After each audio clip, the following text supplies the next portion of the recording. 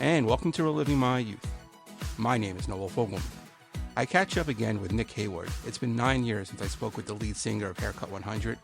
The band is about to release their long-awaited album, Boxing the Compass, their first with Nick in over 40 years. The band has performed over the years, but hasn't recorded new music until now. Nick talks about how it finally happened. The album is amazing. It's one of my favorites of the year. A lot of funk songs. It's a worthy follow-up to their great debut album, Pelican West, which featured Love Plus One, Fantastic Day, Favorite Shirts. We also discussed how Nick's son is involved with the band. The band's out touring this summer with Squeeze and Adamant. Catch him if you really can. Really enjoyed my conversation with Nick, and if you do, please rate and review the show. I would really appreciate it. Here's Nick. So Nick, thank you so much for joining today. I really appreciate it. Thank you very much. Likewise, Noel. Congrats on the new album, Boxing the Compass. It comes out this Friday. Absolutely love it. Well worth the wait. Over 40 years. I would say, maybe 20 years ago would have been, better. But yeah, no, it is fantastic. I love it. It's a great blend of, some rock, a lot of funk in the album. There is a lot of funk, isn't Yeah, there? really enjoy it. So was that like a conscious thing to include a lot of funk in the album? Well, it was actually towards the end because we had other stuff because we started it. There were some recordings from 2008 that we had. We started in Cookham. We were playing on a local cricket green, the four of us, and we went into a studio called this guy called Tufty Evans, and he had a studio in his house and said, "Oh, you can come in and record here." And my son was sort of working in music technology at the time, and so he recorded us. And that's what the new music world was turning into. People with friends with studios in their garden. Yeah, you can come and record and things because there just wasn't the same music world in place. So we're just grabbing the opportunity while we could be together and get something creative done and record it. And I'm really glad that we did because we used that. That was the end song called A Wonderful Life. Right. So the song that finished the album and the Come Back to Me was kind of started it. So it's kind of, you just keep turning up to the studio. That's all you got to keep doing is just turning up to the studio. And that's the very thing. I mean, you can turn up to the studio, but keep turning up. That's the key.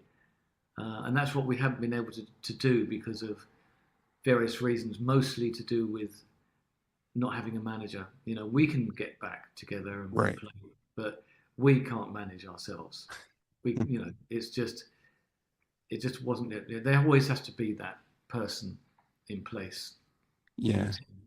So I'm assuming now you finally got a manager, and that's why the album's out. That's the only reason why we stay together. Right. Okay. That's why we're here because of one person called Melvin Tubb who sadly died. Oh, I'm so sorry.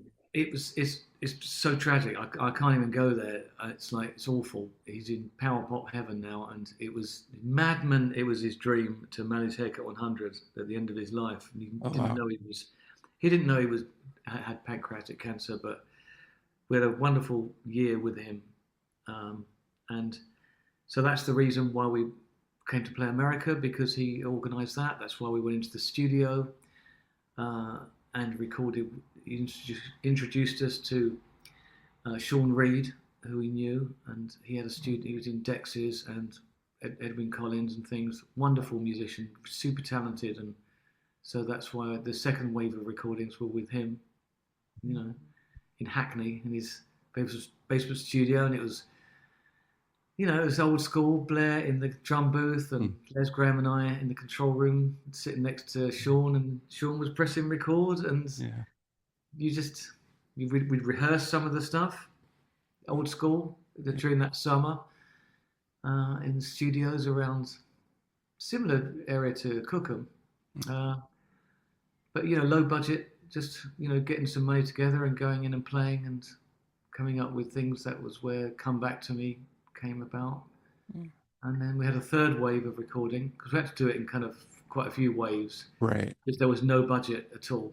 So it was was just kind of okay. Let's do this. The budget was from the live work that we were doing, so we made an album out of nowhere land. Right.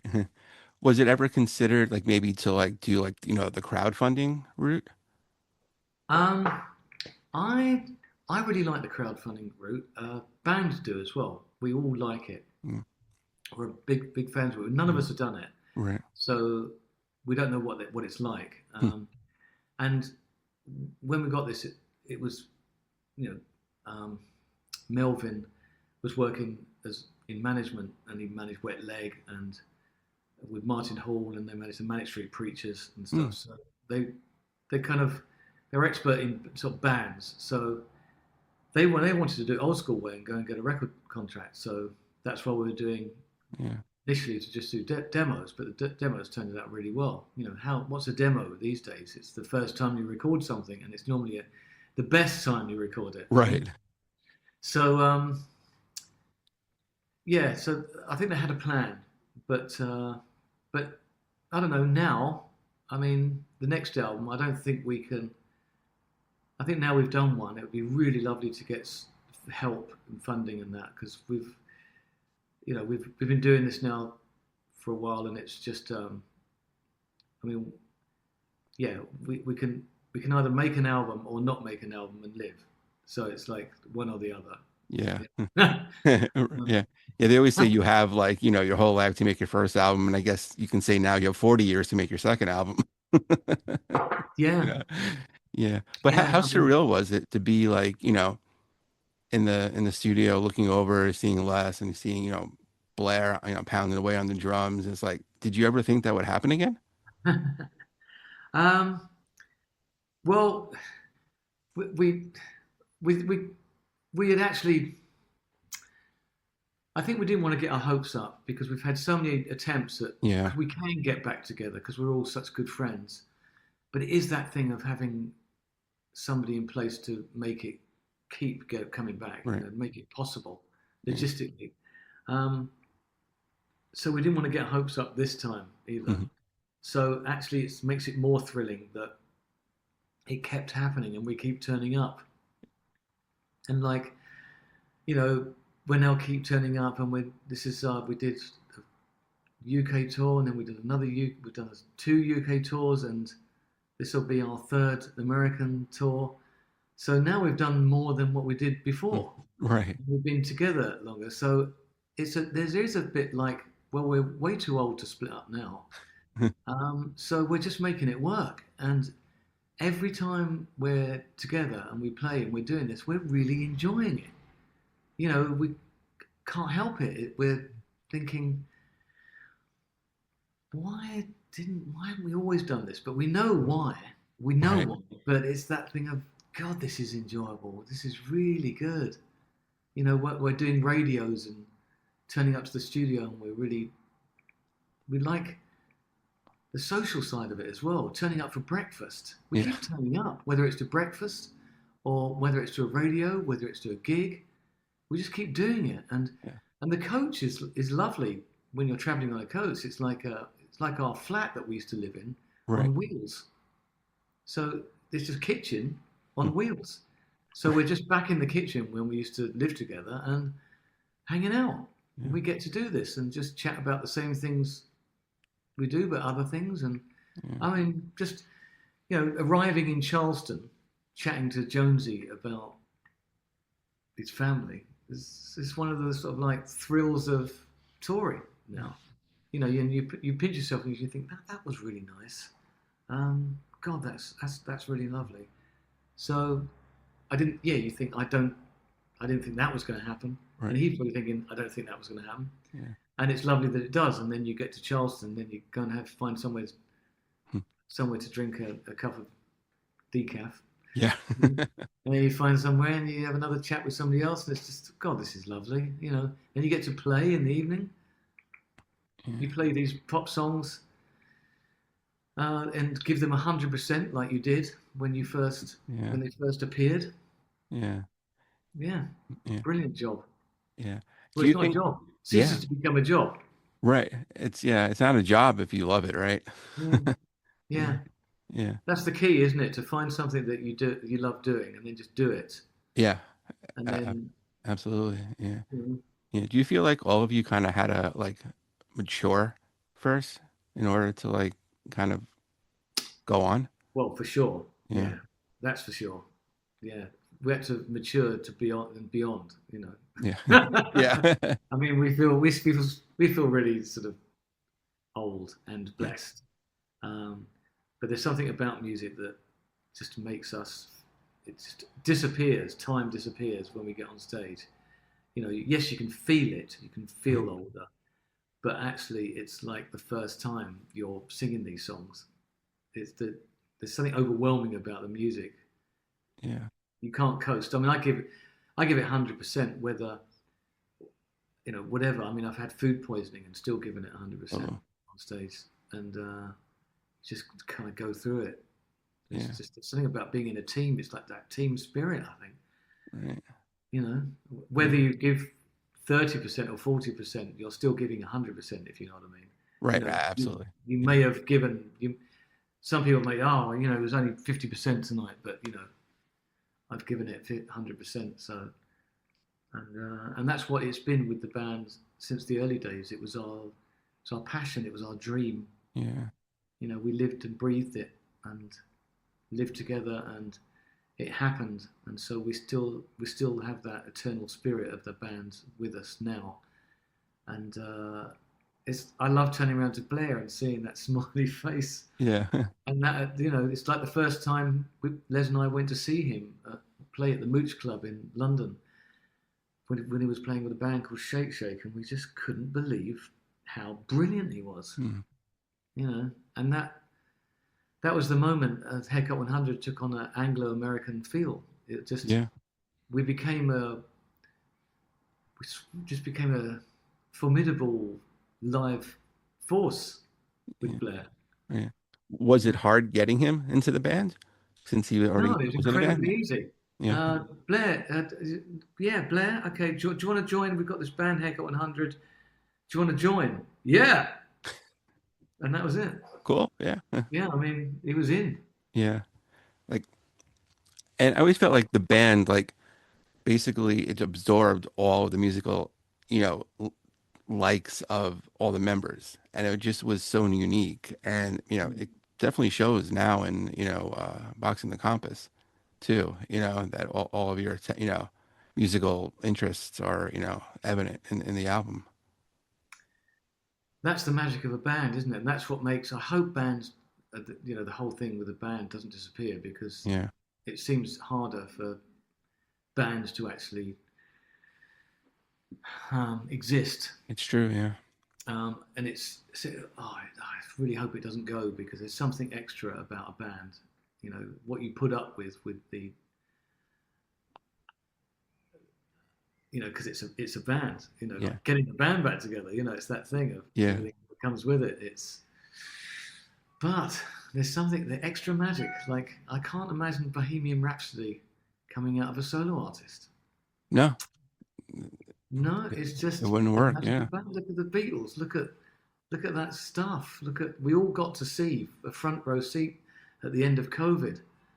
We saw that magic being put together in Get Back, and just sing Cauliflower. Something in the way she moves treats me like a cauliflower. yeah, And we were all going, wow, with these classics being made. We saw Paul going, dun, dun, dun, having just read the newspaper and seen Get Back, like a racist, right-wing sort of racist thing in the Get Back to Where You Belong in the tabloid in the yeah, morning. He'd seen that and gone, it was obviously on his mind, so he's going,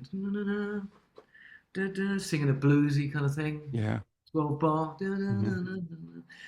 get back, get back to where you once belong, get back, and then just adjusting it, Yeah, but it's the seed, isn't it, of the idea yeah, coming, it's just appearing, and it was just, I don't know, but I was watching it thinking, get back.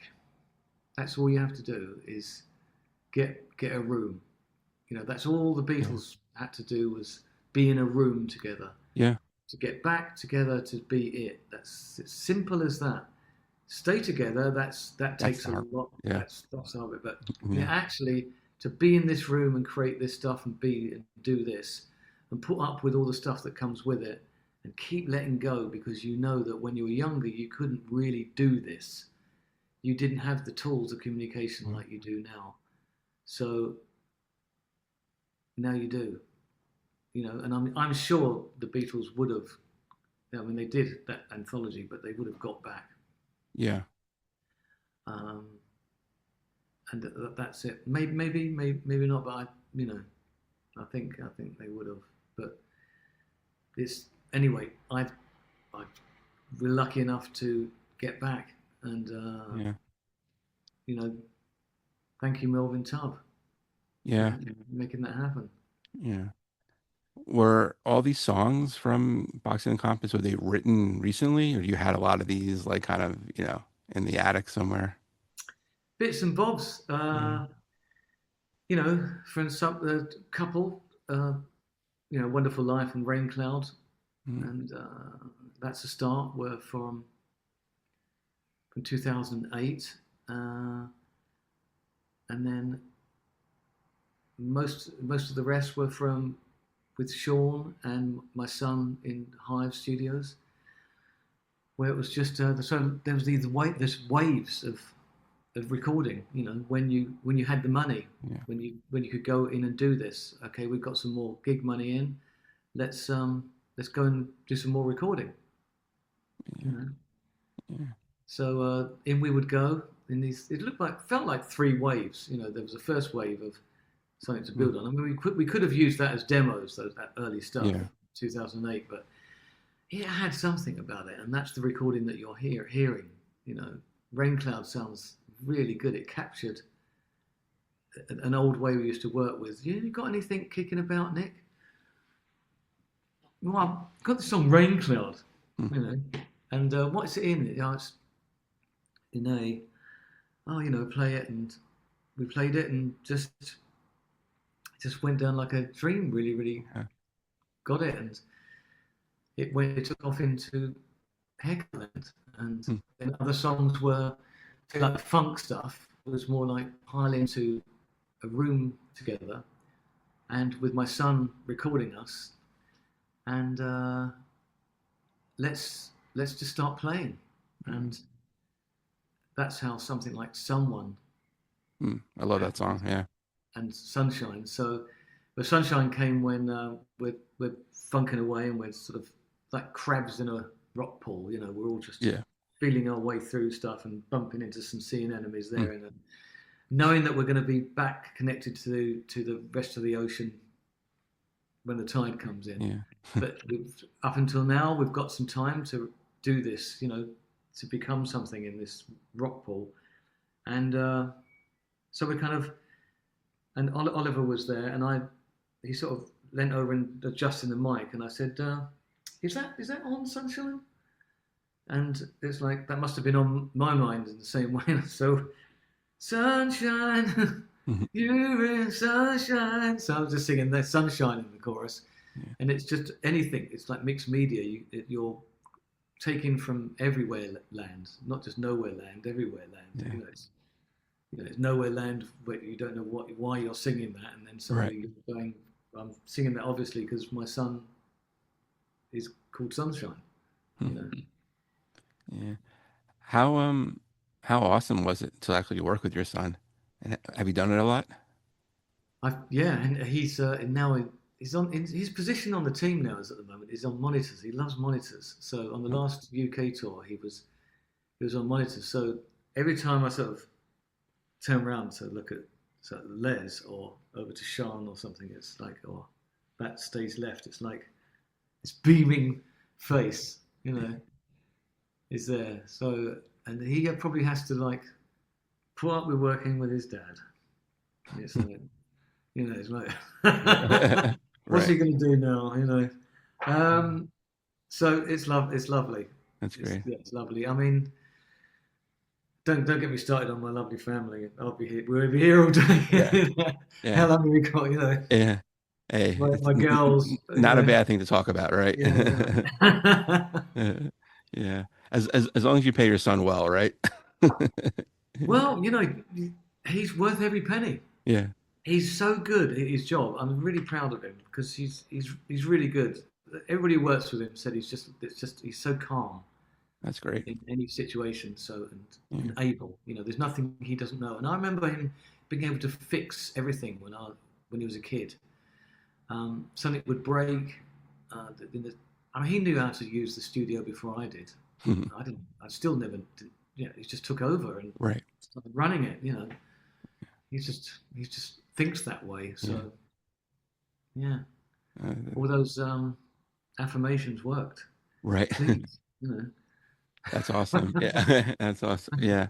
Yeah. So how do you like can't like obviously live performances, anything can go wrong. So how do you handle it when something actually kind of does go wrong? uh, I've handled it in completely different ways over the years. Fallen apart, being inspired, um, bring and bear it. Just keep. I think it's just the spirit of just keep going. You know, like the show must go on. Right. I've got, uh, even when you can have an attack of out of the blue.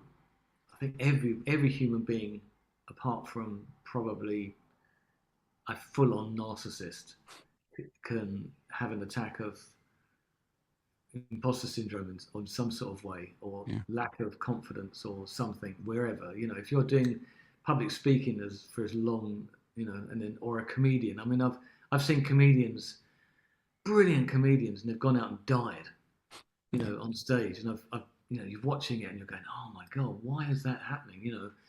And I've done that. I've been in a room where just it feels hostile. It's the opposite Yeah. of that. You have to get over that, and sometimes that can inspire you. It can fuel you up in that way, especially in your early part of your career. You're in a pub Yeah. somewhere, and people just want you off so that they can get the disco on, Right. the sound system. You know, um, so I suppose it's just how do I cope with it now? I'd like to think, I don't want to put famous last words out there, but I had an experience at the Union Chapel in London where I was feeling it and just feeling like, why am I not present right now? Why am I even talking? Why am I saying why? Why are you not just in the moment and getting on with it? What is going on? Yeah. God, that was an awful note. Why are you singing like that? And Yeah. this inner commentary while you're doing, there's a packed out place Yeah. here, lovely place, wonderful, loving vibe in the room. Right. And so I put it down to, it's got to be, you think you've got rid of your ego, the saboteur in everything, the thing that thinks it's really helpful, but it's not helpful at all. It's actually there to sort of sabotage. It can sabotage everything. Yeah. Self-sabotage, isn't it? So, and you don't look like it. I mean, it's not like nobody would have noticed it probably. Right. But it's just inner turmoil that you're having that's actually ruining your own show. So it's self-sabotage. And I can only say that it's got to be ego because it's pointless. Yeah. And that's a pointless thing. But I was determined to learn from it. And so, fingers crossed, Yeah. if it happens again, I will be inviting them, that force Right. to. I would be inviting them to.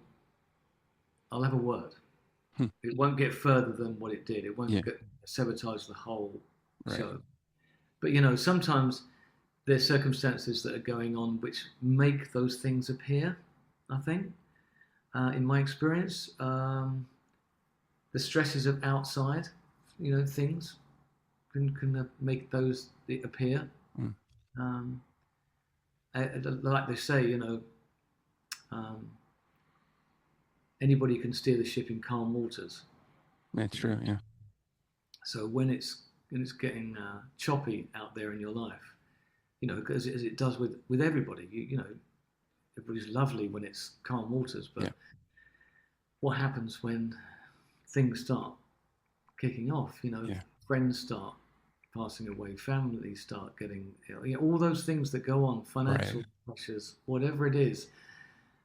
Somebody's being unruly, undisciplined, and hostile towards you, and for no reason. You can't work it out, and you're trying to work it out, and you're trying to work it out on when you're not meant. You're there in a situation like that. I've always found it. I thought, what happens with comedians when they have to go out and be funny, when they've just had something not very funny happen? How on earth do they do that? Yeah. Their job is to be funny, and they have to go out on stage after something terrible. How can they do that? No, Yeah. it's true. Yeah. I Yeah. mean, like a musician can just write a song about it. Like Yeah. Well, I suppose I could slightly understand it by I had to sing the Haircut 100 song "Fantastic Day" 2 days after my nan died. I absolutely adored my nanny. right. She was beautiful and sort of always there, so it was like a grandma that was always around. Mm. I got absolutely memories of her, crazy memories of her changing my nappy, which is like, that's nuts, isn't it? Yeah. But I knew the difference between mum and nan. Right. One was more wartime than the other. Just a bit. Yeah. So and so I didn't. It was tough, but professional. But that's not anywhere near as hard as just getting an attack of, say, imposter syndrome out of the blue. Mm. Where they're just a nagging, oh, you're not as good as you think you are you? Yeah. What? I'm not thinking I'm good. What are you talking about? Just that inner dialogue is odd. And, even knowing that you know what it is, that it's the mind and it's playing tricks with you and it's invited itself on stage tonight and it's not welcome. All those things, and it's not you, it's not who you are at all. And it's arrived to do that. It's sabotaging and etc. How do you battle that though? Like, well, I'd never had it happen so bad. That's why it was. So it was, and it was there again on the next gig, and so I worked it out by. There was a gig in this place called this little chapel in Scotland, Greenock, and I'd worked it out by then. It was like, that's it, I got it, ping, and went in there and then had a blissful rest of the tour. That's like, once I knew what it was, that's why I feel like like I say, it's not going to happen again. But I'm not going to be. It's not like famous last words. I don't want to just say, oh well, it would never happen to me. That kind of thing. Exactly. It's not. I don't think that's a positive frame mind to be in. I mean, you might think it might never, but I'd rather be just prepared for it if it does, right, and work with it. If it does tend to happen, because I know that the circumstances are possible. That's why I feel as though I could overcome it and not let it sabotage the show. Yeah. Because when you later afterwards, and because straight after the show, you're just like, oh, I suppose it's like somebody in sports where they've done something and they just thought I could have done so much better. High hopes, that's probably what it is as well, putting a lot of pressure on yourself, performance anxiety to actually be really good. I mean, I can't imagine what it's like to be an Olympian, going out there and having to just be the best you've ever been, do your personal best and win and be number one. Yeah. be first. I mean, how do you Yeah. work with that? Years of preparation for like maybe a 1 minute competition, Mm. and then you may never get that chance again. Or you play a team sport, you lose a game, you move on. But like the Olympics, it's every 4 years, and you Yeah, really have to, you know, hunker down and, and do it. That's a lot of pressure. yeah, Yeah, yeah. yeah. The pressure we put on ourselves as human beings, it's crazy, isn't It it? is, yeah. Yeah. You know, yeah. I'd like to have just stayed a gardener or something like that, or an allotment. Right. I look at allotments so in awe of them. I just like lovingly. So Yeah. why didn't I just choose to have a little allotment and just be a Right. commercial artist and Yeah. not do this? But I think like sometimes a moth drawn to a flame, or drawn to something to evolve in some sort of way. Like, I used to stutter as a child, and I found it hard to speak, especially in front of people. So, of course, being a singer would be the perfect Of job. course. Yeah. So, I think that's what it does. It draws you Yeah. towards the very thing to help you grow and Yeah. get through this and evolve, Right. Yeah. Is it and because easier? that's what we're here for. Yeah, sure. Is it easier to perform in front of like say like 5 people in a pub or thousands in like a big theater? Sometimes both, Mm. sometimes, I mean, and I have times when whole tours where it's just easy and I'm just like, wow, God, I love this. And, there was the first tour in America, and we played at there's a YouTube theater, I think, in LA. Okay. To me, that could have been a tiny little club. I just felt like, okay, tonight I'm going to make this like a little a little club, and it's going to be an intimate venue. Yeah. Even though it was massive, went out on stage, and it's like, wow.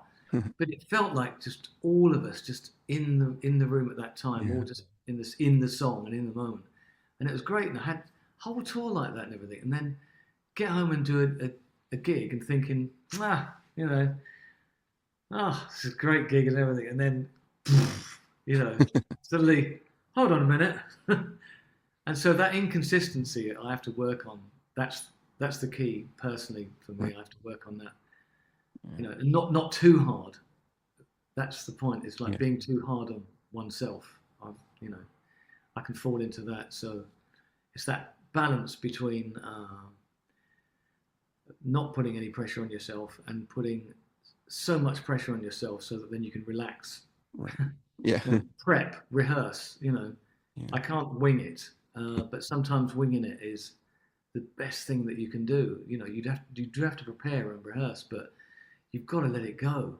You've got to just throw caution to the wind, Yeah. and that's that moment just before I'm rehearsed, I'm prepped. So now just don't allow that that thing to appear on stage. And if it, like I say, if it does come to sabotage the show or anything, Right.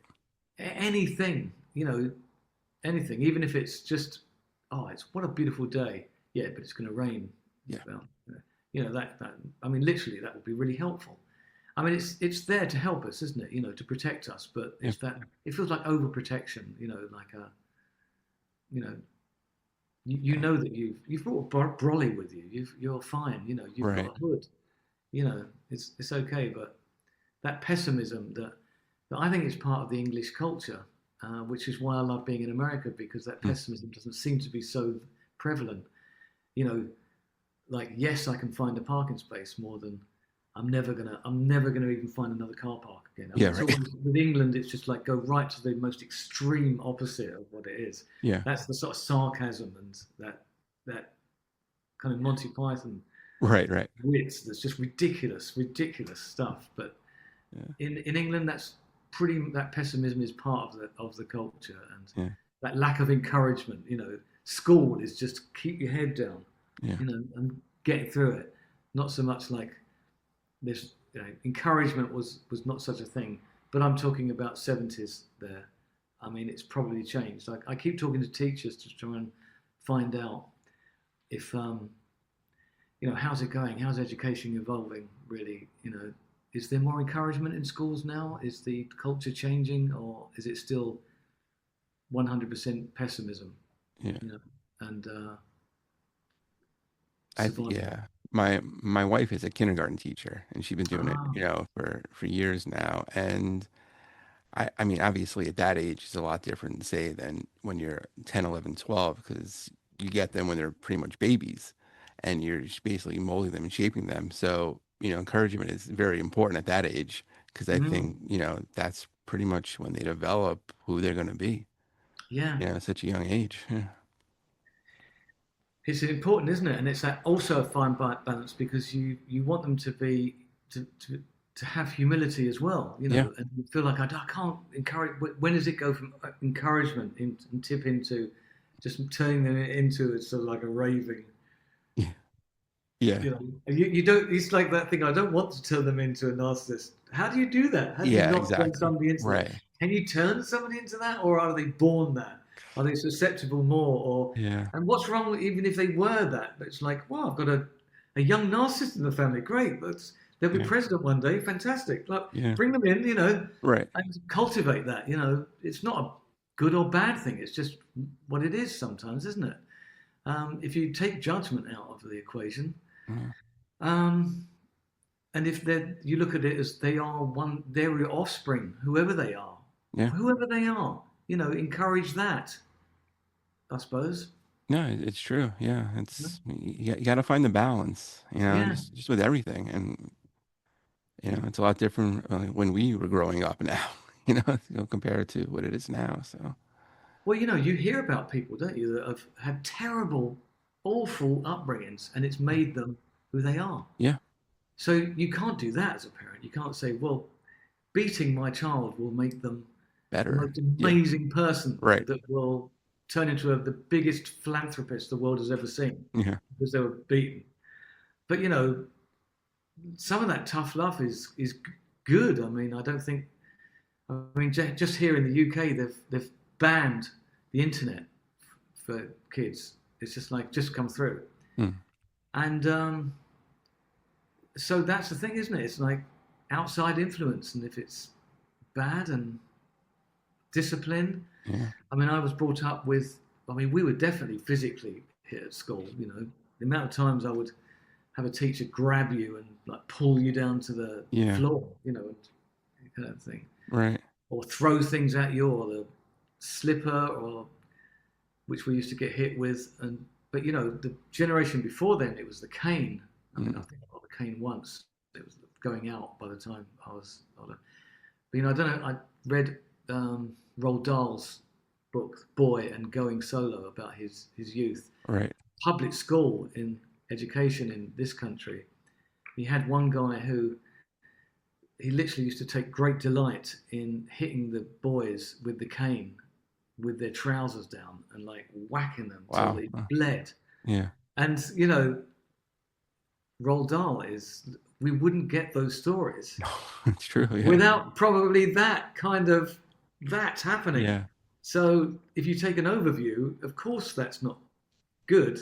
It's not something where like you need to be hit on the arse and bleed to be right. able to write great literature. It's Yeah, like no, but yeah, so I find it fascinating. yeah, The whole world. I mean, none of us know why we're here and what we're doing, yeah, but we're just doing it anyway. And I find yeah, it fascinating enough. I feel like when I lose that curiosity is when I'm dull, and that's when I'm not functioning properly, and right.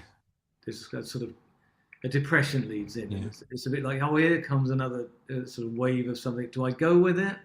Because I obviously need to have a bit of a break, yeah, or do I? So yeah, it'd be great, wouldn't it, to teach kids that depression isn't a bad thing. Of course, you need to have a rest. yeah, You know, yeah. It's true. yeah. Yeah, Then they have the tools to be able to deal with it. Wouldn't it be great? They would like go, yeah, oh, I know, it's okay. I've accepted it. I'm just, I'm out of action for the next month. I'm yeah. having a depression. I know, right? Yeah, I yeah. mean, what would we do without winter? No, it's true. I mean, we wouldn't have Yeah, summer. We wouldn't have no, spring. yeah, That was one of the things when my wife and I lived in America in Tampa.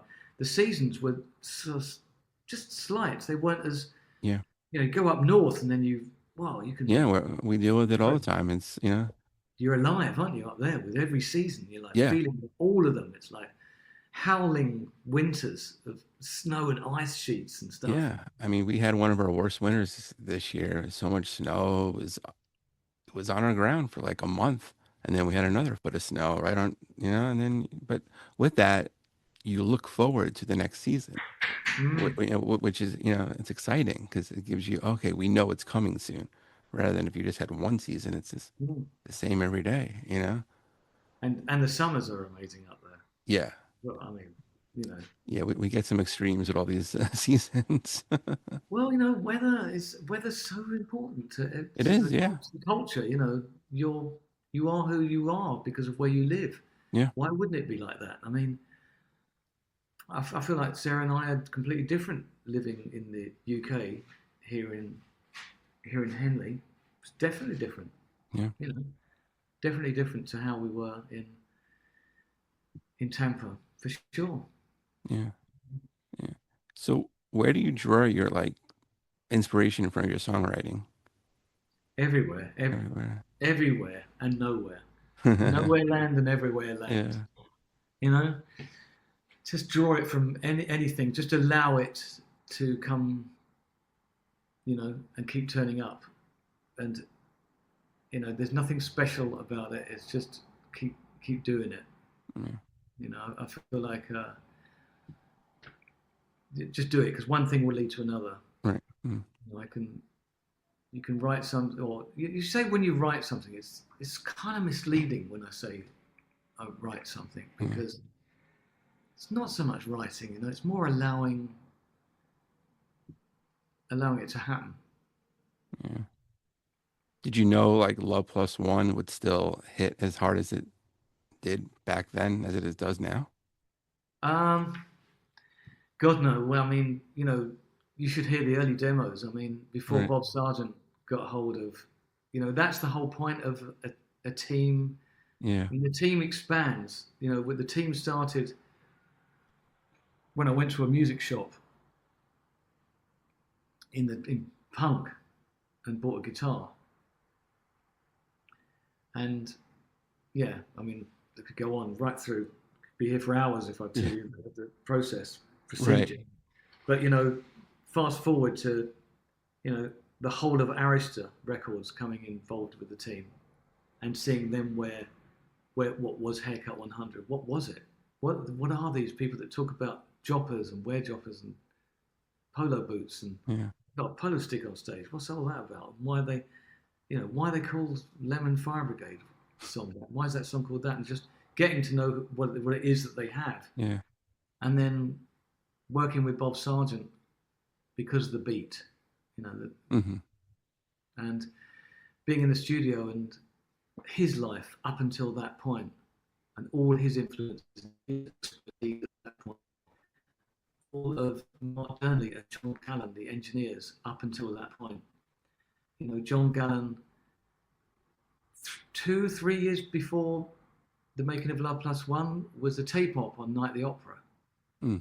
So he would have got little techniques for recording from those sessions, and he would have put them into the recording of Love Plus One. That's why Love Plus One's snare sounds really good. Okay. And yeah, so I love that the evolution of music and recording and creativity and the way it went. So at the demo stage, or going around to Les's and saying, what do you think? Jing jing jing jing jing jing jing jing. Ooh. To then being in America when we first went there, being in the cab on the way to the Gramercy Park Hotel, and thinking, wow, never thought I'd ever get to come to America. That was a dream, massive dream, and it's happening. Yeah. And then Love Plus One comes on the radio, and it's turn it up, and you hear it go, it sounds bigger. It sounds bigger here. Yeah. It was like suddenly everything was bigger. The compressors were bigger. The sound was bigger, and that was the beginning of feeling expansive. America does that to you when you first land here. Your mind expands. Yeah. You know, it's like I suppose you won't be able to do. I mean, were you always in America? Yeah, yeah, my whole Okay, life. so Yeah. you were born with that expansive outlook. I Yeah, lost you there for a sec. yeah. Oh, you were born with that expansive outlook. Yeah, maybe not. No. Because usually when you're born here, you think, America is the end all be all of it, and it's just like you don't go to another country and like look, wow, this place is amazing because you think your country is probably the most amazing country, Mm. Well, you're 50 on countries, aren't you? You're 50 countries in one. So, pretty much, yeah. and you've You know, got every type of country, whether it, you, yeah. you Sometimes know, it seems like a different planet. yeah. What I love about it is you can, like where we lived, we could go to Greece because there was a place called Tarpon Springs Okay. near us. So it was like a Greek fishing village. So Yeah. we were there and going, God, this is just like a Greek holiday. So hold on, we were in, yeah, and then another day we'd go further down the road and we'd be in India and we could go and have an Indian and Yeah. have a curry and go shopping as well and get lots of different spices Yeah. and then go home and stock up with winter vegetables like there's this brilliant one like winter melon, gourd, fantastic stuff. You have some of that in the morning, and it sets you up totally for the day. Um, and so any culture was at your fingertips. I feel Yeah. like in America like that, and it's excellent. But the one thing that they have is they're American, Yeah. so they've just got that extra spirit of we're 50 countries, we're huge, and you don't that expansive outlook because Yeah. it's big, and being born on a little island where you had that little Mm. island mentality, and then going to somewhere like America and having all the influences growing up and from film and TV Yeah. culture, and then seeing it, being thrilled about seeing your first real diner, going into a diner. Yeah. And Happy Days comes alive, and then Kojak comes alive, and then Right. Hill Street Blues comes alive, and then Streets of San Francisco comes Yeah. alive, and then Taxi Driver comes alive, and it's like suddenly, yeah, Yeah. Yeah. I work actually in the building they use for the Daily Planet in Superman in the 1978 movie. wow, So it's kind of oh cool. right, And the revolving door is still there. So it's just kind of every day it's kind of cool going in there yeah, knowing, wow, Superman yeah, flew out of this building. So it's kind of yeah, kind of great. yeah. And That's a yeah. great film, that wasn't it? Oh, yeah, it was fantastic. Yeah. And yeah, Really good. John Williams, I mean, all his music is fantastic, all his film scores, it's amazing, it really is. Yeah, I know that film really well because my son watched it over and over and over and over and Yeah. over again. Yeah. Lot of fun, yeah. Yeah. So all the songs like on Pelican West, can you still like relate to those after 40 years?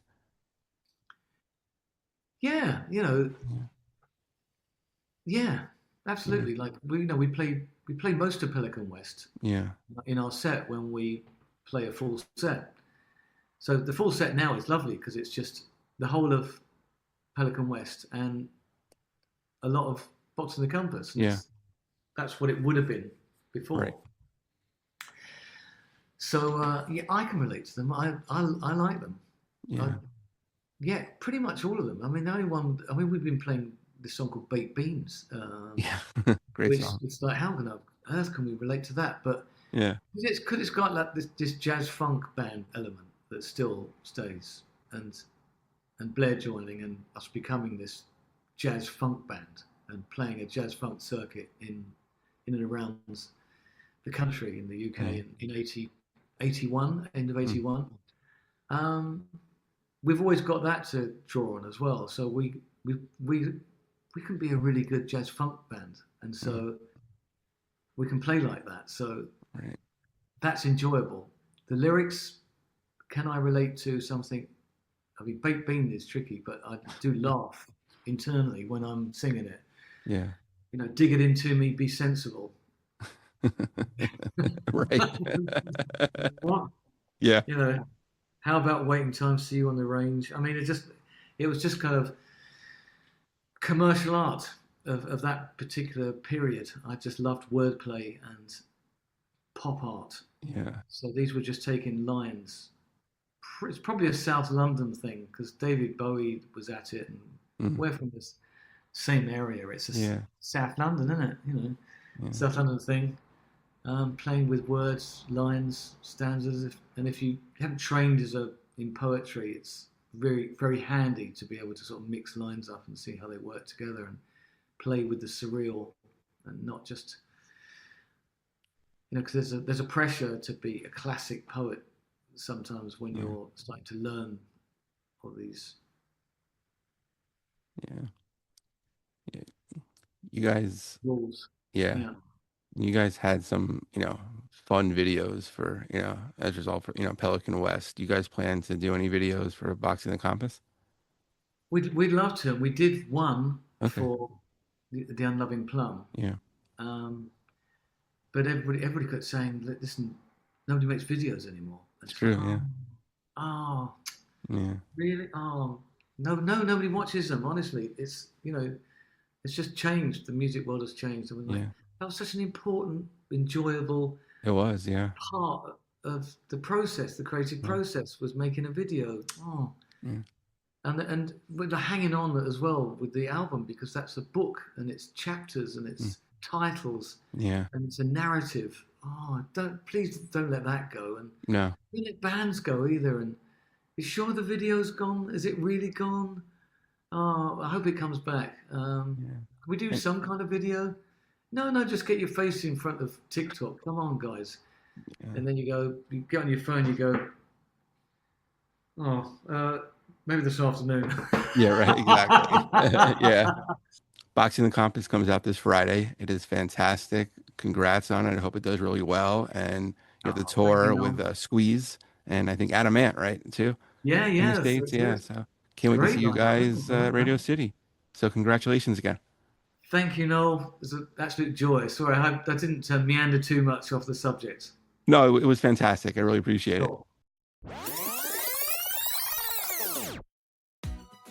Hope you enjoyed my conversation with Nick as much as I did. Go check out their website, haircut100.com. His website is nickheyward.com. Go check out Squeeze, Adam Ant, and Haircut 100 on tour this summer. If you have a guest suggestion, hit me up on X, formerly Twitter, at @TheFirstNoel19. Be sure to like the page for Living My Youth on Facebook. Go to iTunes, check out all the past episodes we've had. While you're there, please rate and review the show. I would really appreciate it. Don't have iTunes? Not a problem. Shows on SoundCloud, Spotify, Podbean, Amazon Music, basically wherever you can find a podcast. No episode next week. I'll be on vacation. Stay safe, everybody. We'll see you then.